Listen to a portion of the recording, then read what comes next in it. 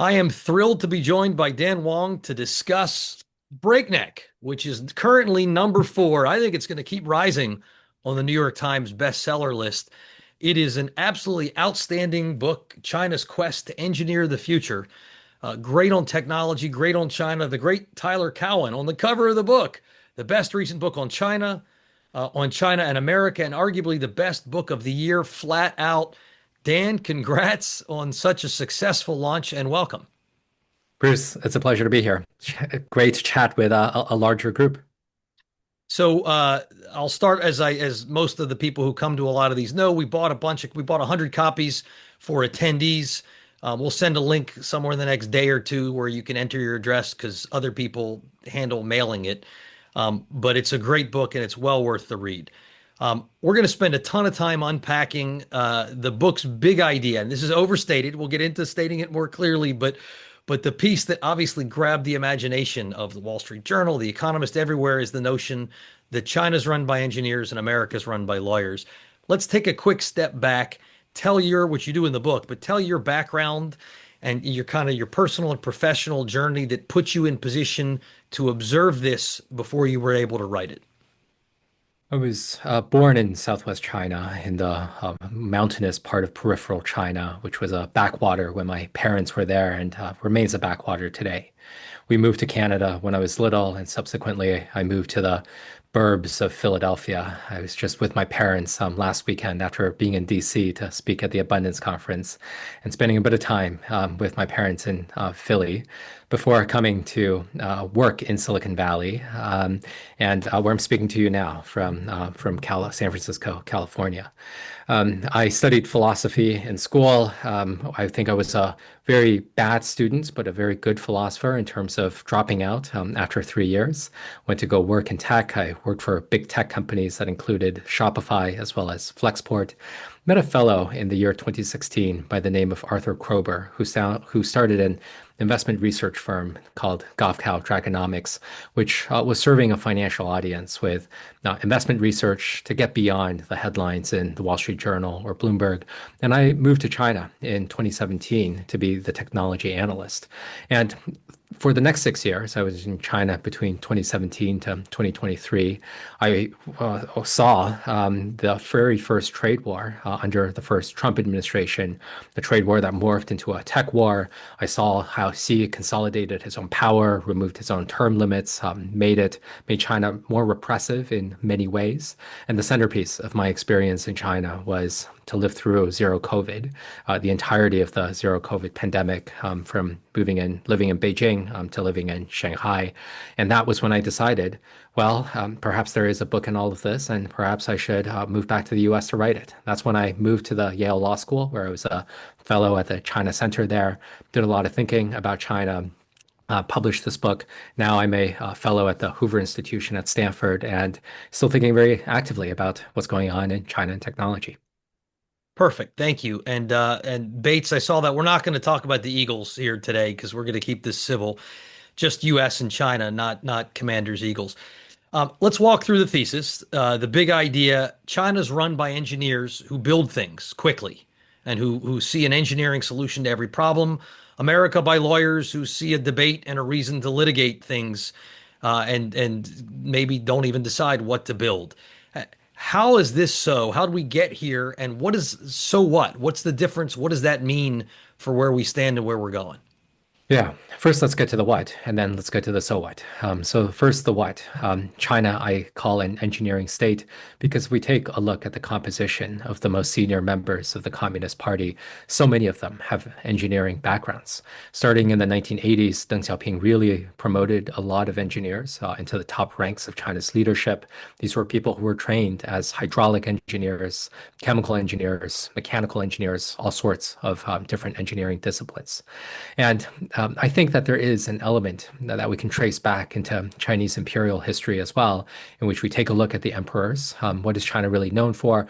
I would submit a couple of things. Running a big imperial exam system in which everybody is given these grades, and then they're ranked, and then they are rotated into manage different projects. Some of these projects include the Great Wall, as well as the Grand Canal, a fortification system in the former case, and a big hydraulic system, waterway system in the latter case. And I think there's a quite similar analog with the United States, where if we take a look at the founding of the United States, something like the Declaration of Independence reads almost like a legal document. First 16 presidents, from Washington to Lincoln, 13 of them were lawyers. Most of the founding fathers were lawyers. And even in the present day, if we take a look, especially at the Democratic Party, from 1980 to 2024, every single nominee to be president in the Democratic Party had gone to law school. That's a lot of folks. And if we take a look at the US Senate today, there's 47 senators who have degrees in law, and only one of them have any plausible degree that resembles a STEM field. Okay, what does this mean? Now let's get to the so what. I think what this means is that China is a country that treats building another big mega project as the solution to pretty much all of its problems. Whenever the economy trembles out of some sort of weakness, the Politburo is really keen to announce a really big building project again. And so China, as I document in my book, has gone through these vast spasms of construction over the last 4 decades, which it built so much high-speed rail, so many highways, so many hyperscalers, homes, coal plants, solar, wind, you name it. China has been building it, and it's not really slowing down, even though China is now fairly well built up. Unfortunately, China is also made up of not only physical engineers, but also social engineers, in which they treat society as almost just another building material to be remolded and torn down as the leadership wishes. That's why I spend a lot of time thinking about the one-child policy as well as zero COVID, which the numbers right there in the name. There's no ambiguity about what these mean. And the so what when it comes to the United States is that I think lawyers are much better at obstruction than construction. For the most part, lawyers are good at saying no. They have a lot of means to say no. And what we're seeing is that I think the United States has basically not very functional infrastructure almost anywhere in the country. And there's been a big shortage of homes throughout the country. And we don't have stupid ideas like the one-child policy, but I would really like it if our trains were able to move a little bit more quickly and if our subways were a bit more quiet. So let me ask you a sort of a spin on the Noah Smith, the great Noah Smith, who's I know your friend and a huge fan of yours.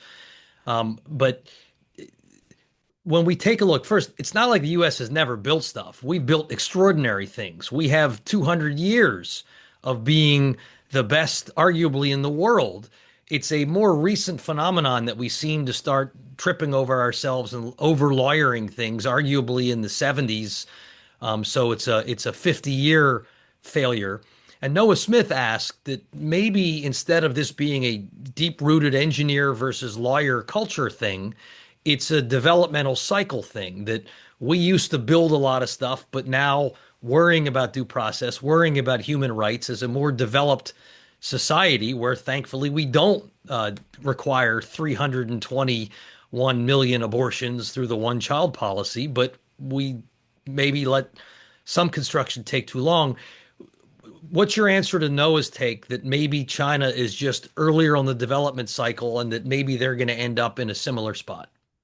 Yeah, I think Noah absolutely has a point here, and I think the way that I would see it is that there's not just one cycle in which you build out a lot and then you kind of stagnate.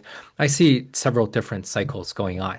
So first, I think it's worth addressing, Bruce, that you're absolutely right that lawyers have been part of America for a while, and yet the U.S. has been at points an engineering state.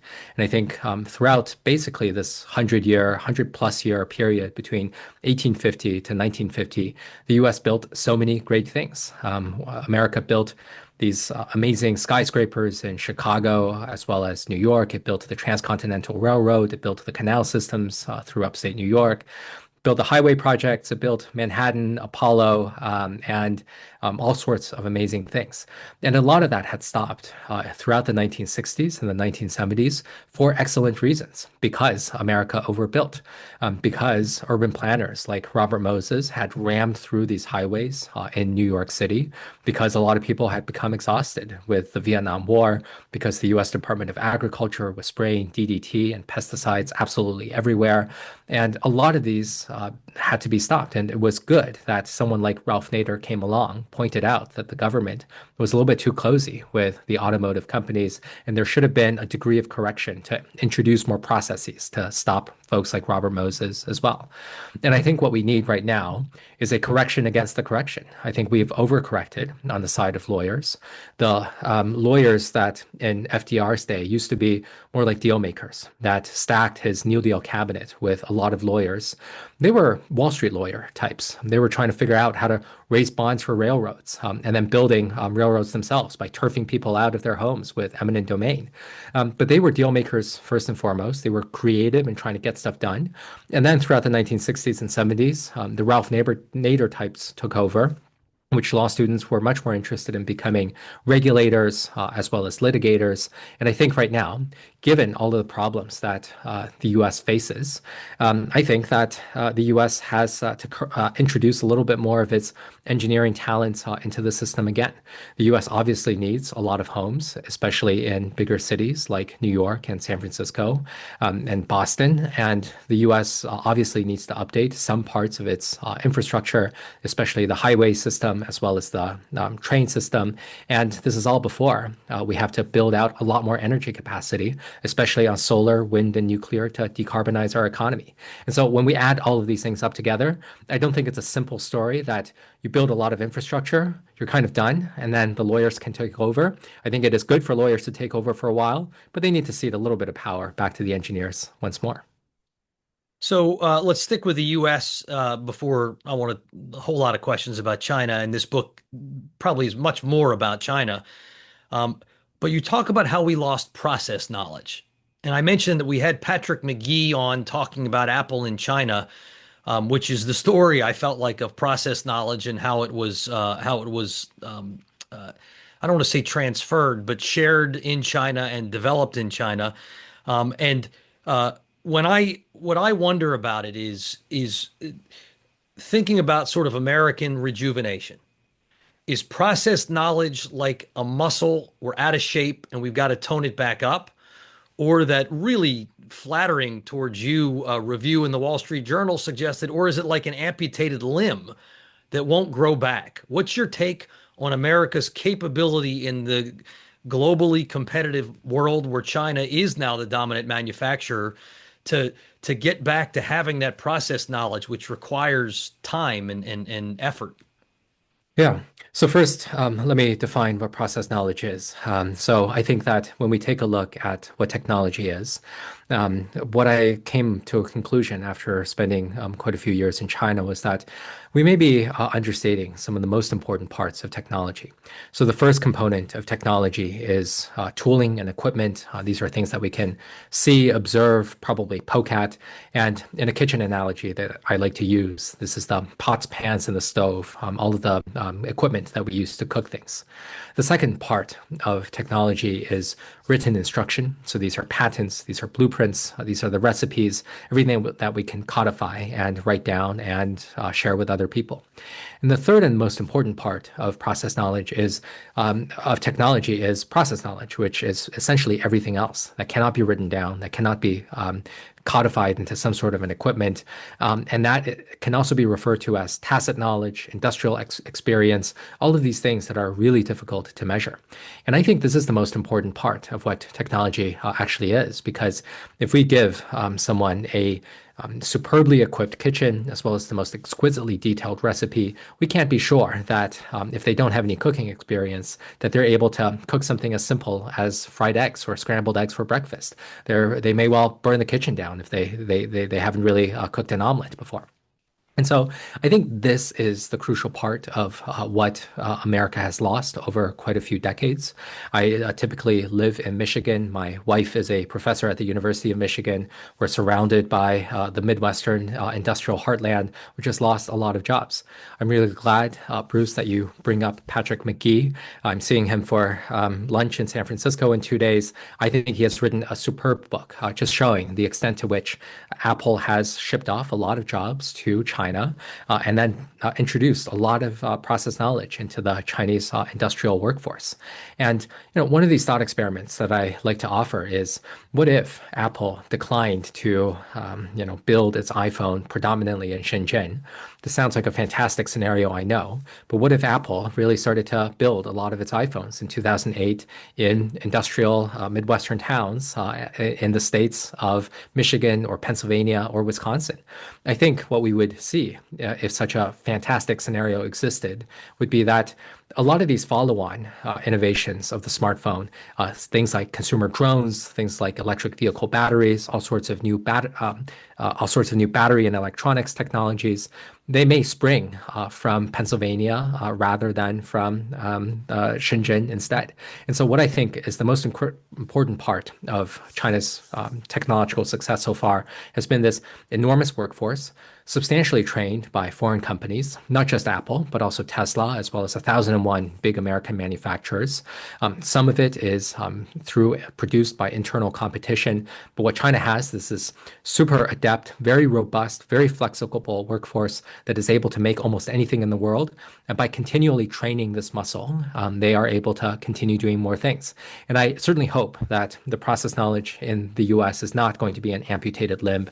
I view it as being much closer to being a muscle that if the US is able to successfully reindustrialize, it is going to be able to train these muscles, do much better, and then build a lot of important things once more. So let's stay a little bit on this theme, Apple and China adjacent, because a conceit in America for sure is that China cheats. They don't play by the rules, and there's plenty of examples of stolen IP. You subsidize competitors, and they just take out our market players, and then the sort of state-owned or state-supported enterprise owns the market. They bully or bribe foreign buyers, non-tariff trade barriers at home using state funds.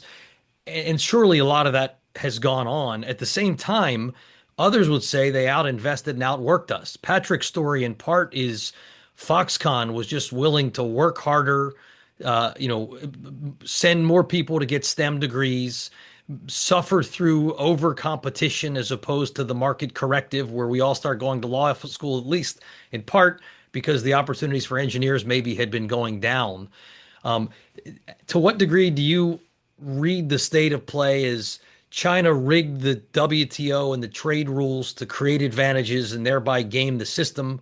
And what percent of this is just they're hungrier and they're willing to bust their tails more and get more STEM students and work for less? Well, if the question is whether China is engaging in unfair competition or whether they are just really hard workers, I believe the answer is yes.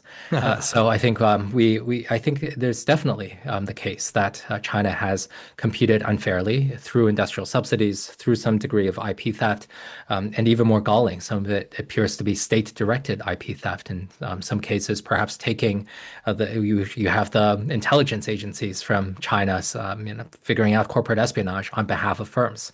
I think that is absolutely worth confronting. And at the same time, I think that China has this, again, very robust workforce, extremely competitive market dynamics in which people feel like they have to work hard, not because they want to, but because they gotta.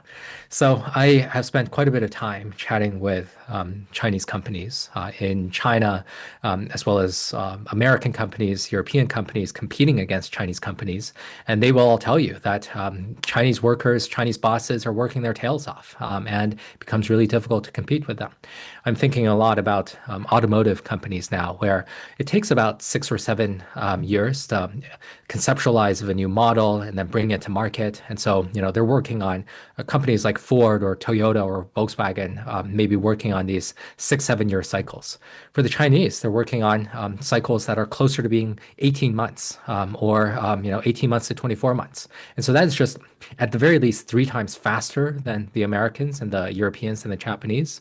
And so I don't think this is anything unfair about that scale of competition. I think that is because a lot of American companies, Western companies, have just been generally pretty complacent.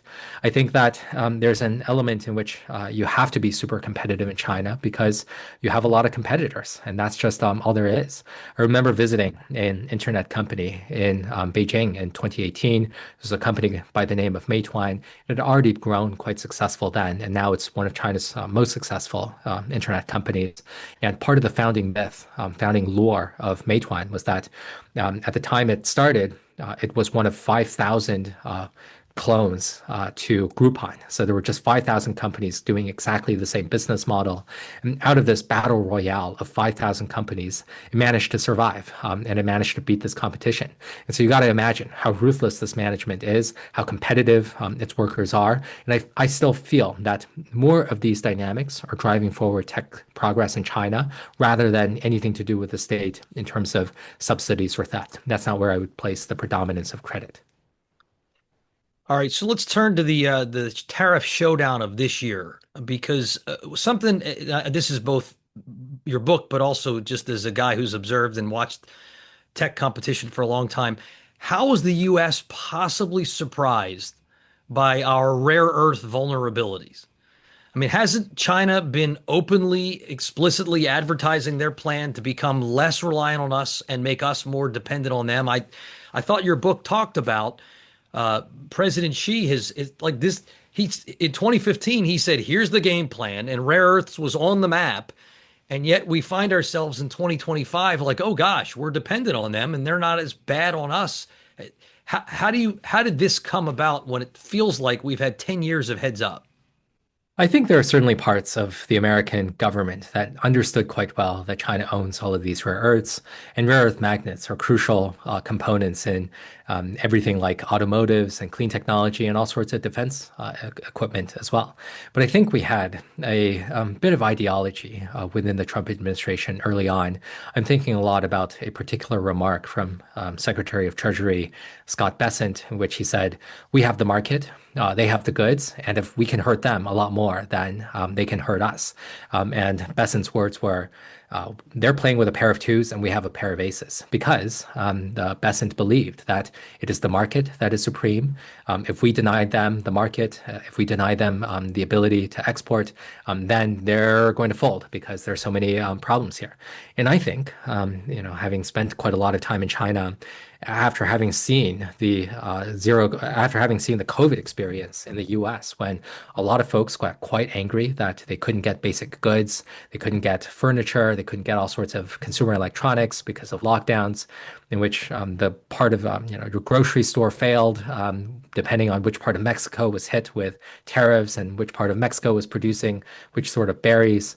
I think that the US has just not thought enough about the supply side for a very long time. And I think this is sort of the delusion that Bessent and other people in the administration also labored under, in which they thought, okay, it is the market that rules supreme, it is the wallet that determines everything. Rather, I think we're seeing that consumers actually really like their goods and they don't like it when they can't buy important stuff that they need. So I hear you, and that seems to check out. I wonder to some degree also whether or not we just don't, both we and China were in pain when the trade tariff situation was going. We don't like pain, and maybe they just, as important. Bassett may be right about the overall importance of the market. China would not do well if they couldn't sell to the United States, but maybe they were better prepared to tough it out a little bit longer. And that leads to my broader question. Do you think China is rising or falling? We've had people like Hal Brands on who wrote a really interesting book you probably read called Danger Zone. And the theory is, you take a look, they had a real estate bubble. Now it's a factory bubble. Their demographics are terrible. Their environmental situation is not good. They don't have much of a safety net, and that he views it as a danger zone because they realize they've kind of hit peak China and it's going south.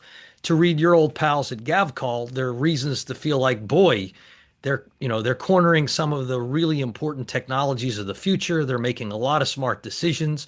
How do you see their setup and where things are headed? Well, Bruce, if the question is whether China is rising or falling, my answer is yes. And I think that it is always both at the same time. And these are things that are always quite challenging to try to grasp. And one of these things I'm always trying to think of is, if we turn the question around a little bit and ask, is the U.S. right now rising or falling? It is always Yes. difficult to tell, but the answer is always yes, isn't it? I acknowledge that there are all sorts of problems with China. And to be very clear, one of the decisions I made very happily was that I didn't need to stay in China for much longer. After 6 years in China, after 3 years of being unable to leave under the zero COVID policy, what I really missed was a sense of pluralism. What I really missed was having these sort of fun, unfiltered conversations with folks like you, Bruce, in which we can really just chat a lot about a lot of stuff without fearing that the censors will come down and stop all of our Zoom accounts from functioning because we said the wrong word on a Zoom. I really like having being in a place where there's debate and there's a lot of different voices out there. And I think that there is a very strong sense in which a lot of folks in China are very dispirited. We have rich people leaving, we have creative people leaving. Over 2024, there were tens of thousands of Chinese who were flying to Ecuador to try to walk across the border with other migrants from Central America and South America to try to cross the southwestern border into the United States. It's still kind of stunning to me that there were 40,000 people being apprehended by CBP every month in the southwestern United States because so many Chinese were, not very happy with Xi's rule or something else. There's environmental problems, there's demographic problems, there's debt problems, there's all sorts of political instability problems.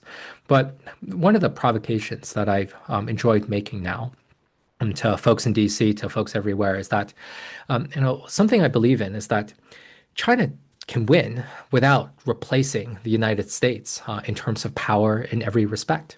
I don't think that China will be a cultural powerhouse. I don't think it will be a diplomatic powerhouse. I don't think it will be a financial powerhouse because it is so much ruled by engineers that don't really value things like culture and finances.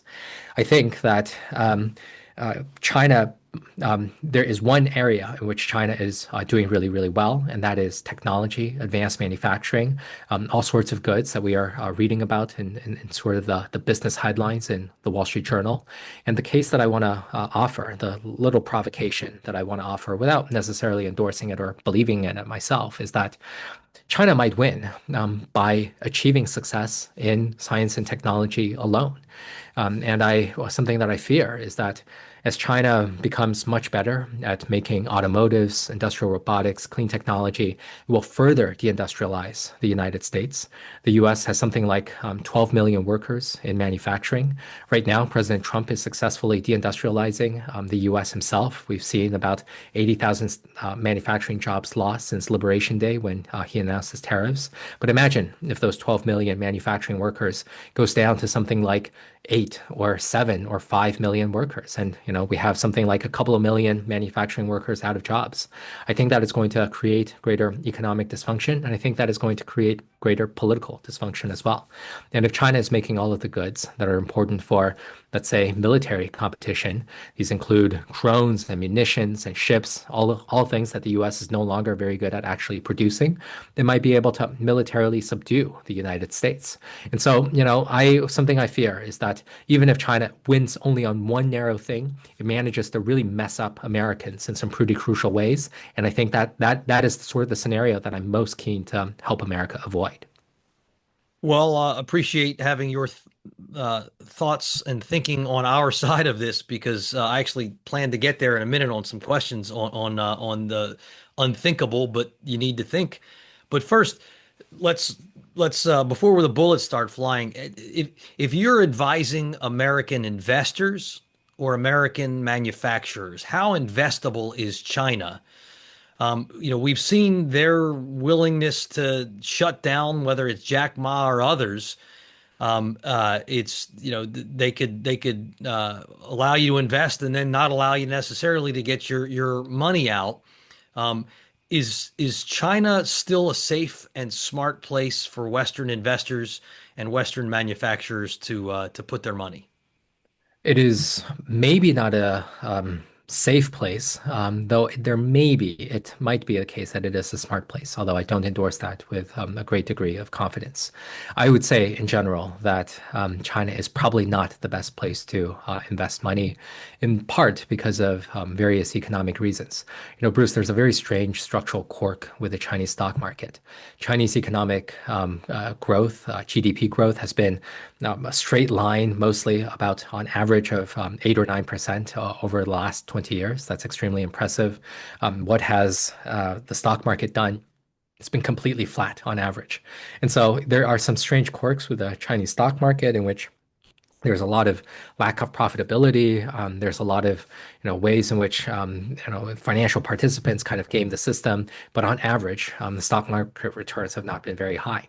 You pile on top of that all of these geopolitical risks that you mentioned, things like having capital controls that makes it pretty difficult for investors to take their money out, things like decapitating parts of the consumer internet sector, which are such darlings for the market, with very little warning, wiping out trillions of dollars from the market at a stroke.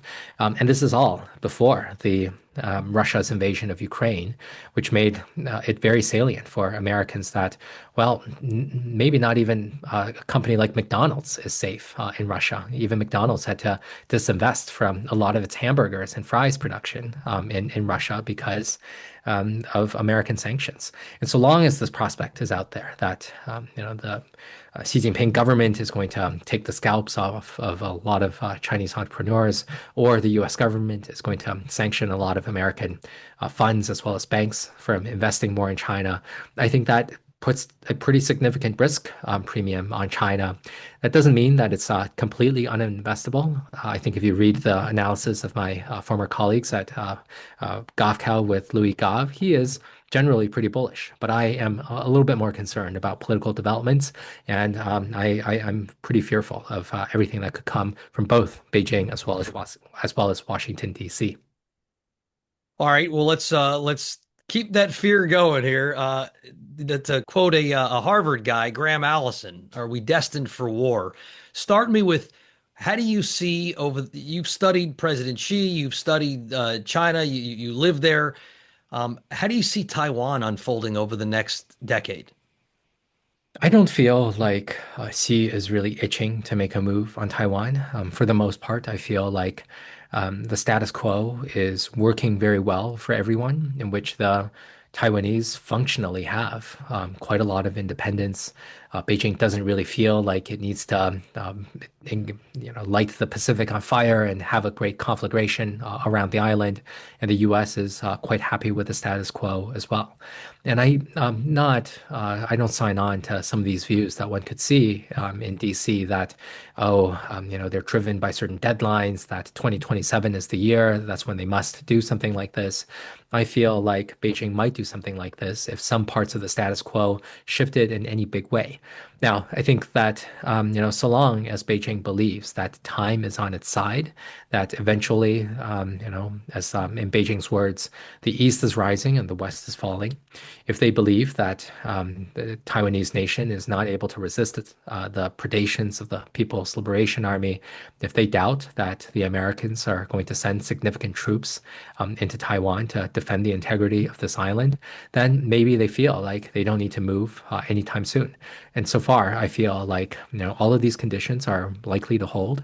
Trying to seize Taiwan is a significant gamble for Xi Jinping because he cannot have confidence that the U.S. is not going to get involved, and the U.S. Extremely powerful Navy and Air Force is not going to be able to subdue the PLA invasion. And he feels that perhaps at some point the Taiwanese will desire to be part of the mainland. I don't see that to be happening, but these are all potential scenarios that forestall any desire to initiate conflict immediately.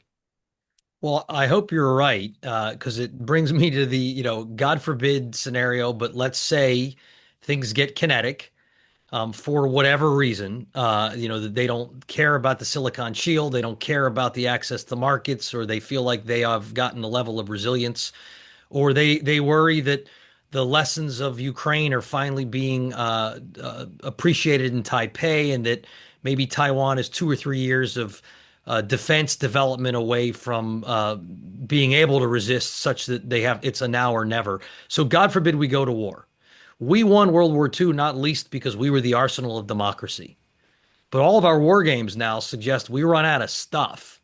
One of the data points you have, and I've seen it elsewhere, is that in 2022, China was building 1,800 ships. The United States shipyards were building five at the time.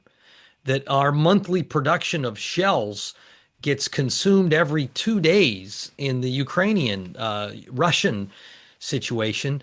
Uh, if God forbid we go there, is there I still hope there's like secret factories or an ability to for the US to kind of flip a switch and produce, but I don't have high confidence. What if it God forbid came to that? Do you how do you see a US China, let's say, keep it non-nuclear war unfolding? Yeah, I think the most important thing to try to do is to get up production. Now, I don't know if there's any secret factories. I bet there are not. But I do hope there's some secret technologies that the U.S. Navy and the U.S. Air Force hasn't really told the rest of us about. I'm sure that it has a couple of very strong capabilities.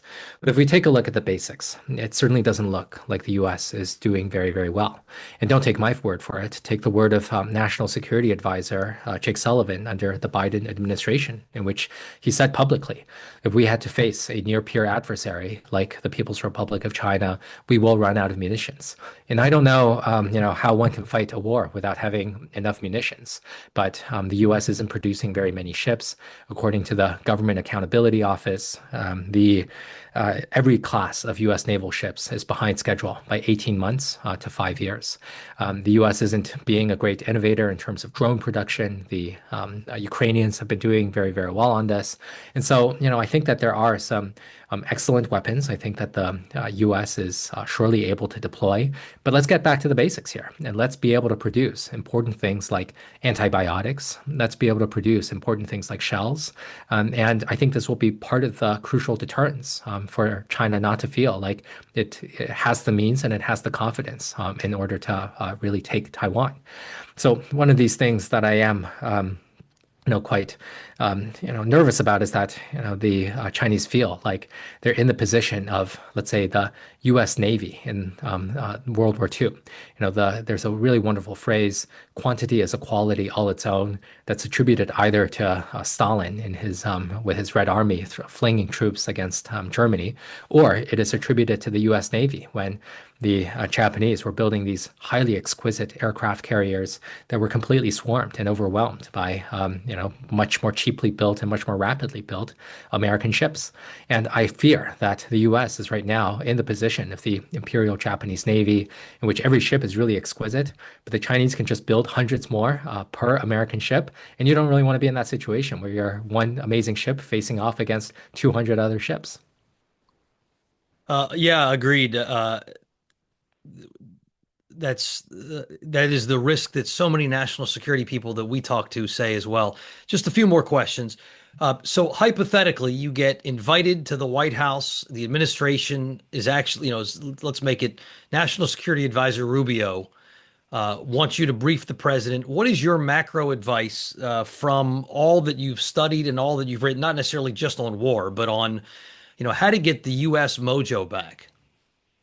Let's reindustrialize. I think that's the first and most important thing. And unfortunately, given how much this president loves tariffs, we're not doing very well here. And I think the first thing to do is to get rid of the tariffs because I think they have obviously been counterproductive in the data. We've had many months of manufacturing employment contraction as well as manufacturing production contraction. So at a first blush, this is not working very, very well. I think that the U.S. should stop attacking its science funding agencies. It doesn't make sense to try to make the U.S. a scientific superpower by cutting the budget of the NSF in half. I think that, for all of the problems in American universities. And believe me, I think they are real. I'm part of the Hoover Institution. I'm married to an academic at the University of Michigan. I see problems 3 times a day before breakfast in universities. But I think that there are good parts of universities worth saving, and we shouldn't try to destroy Columbia and Harvard in order to save the American educational system. And I certainly don't think that it is worthwhile to try to deport a lot of workers, to deport a lot of the workers that we need for our construction industry, for the manufacturing industry, not to frighten away a lot of high-skilled researchers. I have been fairly upset about this, the deportation of 300 South Korean engineers. I think that is going to really reduce appetite in South Korea as well as everywhere else to try to invest anything in the US. All of these people who are on visas, we don't really understand their situation, but they were here on visas. And this is these are whom the Trump administration is really targeting. So the first thing to say is stop dropping, big heavy objects on our own foot. Let's try to be a little bit smarter. We should probably be inviting Chinese leading companies in something like batteries, something like electric vehicles to produce more in the US rather than trying to keep them out. If we were able to if the Chinese were able to do forced technology transfer to the Americans in terms of Apple as well as Tesla, why aren't we doing it to them? I would say that we should be much more welcoming towards workers. We should be much more welcoming towards researchers. We should generally still be investing more in technology production rather than less. All good counsel. Last question. Has the book, I'm betting not, but I would ask, is the book been published in China? Are you allowed back in China? And are you hearing from friends over there who may or may not, if the book's not allowed there, maybe haven't had a chance to read it? But, you know, I would imagine when you've got a lot of friends, you spent a bunch of years there. When you publish something like this, are you now persona non grata? I have not tested this water yet. I have not yet been published in China. I'm hopeful to be published. I would love for my extended family. My parents are in Philly, but a lot of my extended family is still in southwestern China. I would love for my grandmother to be able to read what I've written. That would be wonderful. I suspect that if I were published in China, the censors would take big fat scissors to cut off probably half of my book. And if not scissors, then probably a big axe to basically trim my book in half. I'm hopeful to find a Taiwanese publisher. And later this year, I'll apply for a visa to visit China and just kick the tires and see what happens there. Yeah, and I'll make sure that people know that I've written this book. They have time to digest it. There's no surprises. If they let me in, if they give me a visa, I'll go. If they don't give me a visa, I won't go. So a pretty simple thing here. Bruce, before we turn over to questions, I want to ask you just one question. I was in Washington, D.C. Last week in part to speak at the Abundance Conference. There's a lot of energy around abundance agenda. This is something I felt like the Abundance Conference was pretty optimistic. It felt really happy. There was a lot of energy there. It didn't feel very gloomy and Eeyore-like. And my book is cited now as part of the abundance canon. But you seem to know a few things about politics. Do you think that this abundance could be part of a movement to be more than a bestseller and also to be a movement? Well, we had Derek Thompson on when the book came out. He's actually now, I think I've had him 3 different book events. He's a wonderful, I love that guy. I love his writing and I love his thinking. The abundance debate, the battle is raging, particularly within the Democratic Party right now, as to whether or not they want to go harder core progressive left or whether they want to embrace a what I would argue a more pro-building, pro-moderate kind of what was once called a new democratic agenda. And to the credit of the Democratic Party, it's diverse. It's a big tent, and there are people who see it both ways. Some see this as sort of just a big business in sheep's clothing, and others say no. It's so we're not going to win as the pronoun party. We got to be the party that that applies the lessons that you talk about and that Derek talks about. So, to the extent it feels like a movement, I worry that it's a room full of people like us, well educated in the winner's circle who all see the opportunity going forward. And that's one of my big takeaways, the reason we're seeing populism in the United States and we're seeing populism around the world is because the the people who have been doing okay with free markets and with free trade um, aren't great at hearing from people outside of our own circles who are living very different existences, for whom free trade is the factory moving to Shenzhen, and then all of a sudden, nothing replacing it in town, and so in trying to I don't get too excited yet because I think the people offering it aren't necessarily trusted and aren't necessarily embraced. And they're really good ideas, but it so far feels like people who already agreed with the ideas all getting really excited about the ideas we all really agree with. And I haven't seen it catch fire. So, Dan, I don't know if this is good news or bad news for you. I always invite people, I ask for about 45 minutes, and I pretty much have found that I end up coming up with questions and not opening it up. So, you're about to get the rest of your afternoon back. And I don't say this merely because you and I disagree I don't support Yale. I don't support University of Michigan. I don't support the Eagles. So I'm not summarily ending you so much as here in town, it's almost dinner time. What I will say is we've got copies of Breakneck. I'm going to send a link around for people to enter their address. I think you guys have all gotten a taste of how smart Dan is. It's a great, great read. It really is smart and it's thoughtful. And I love that it hasn't obviously caused you to be excommunicated from China. I do hope they let you back, and I hope they read it because there's a lot we need to learn, and there's a lot they need to learn. And in a perfect world, we get better at building, and they get better at human rights. Dan Wong, thank you for making the time and joining us. Bruce, this was a pleasure. Thank you. Awesome.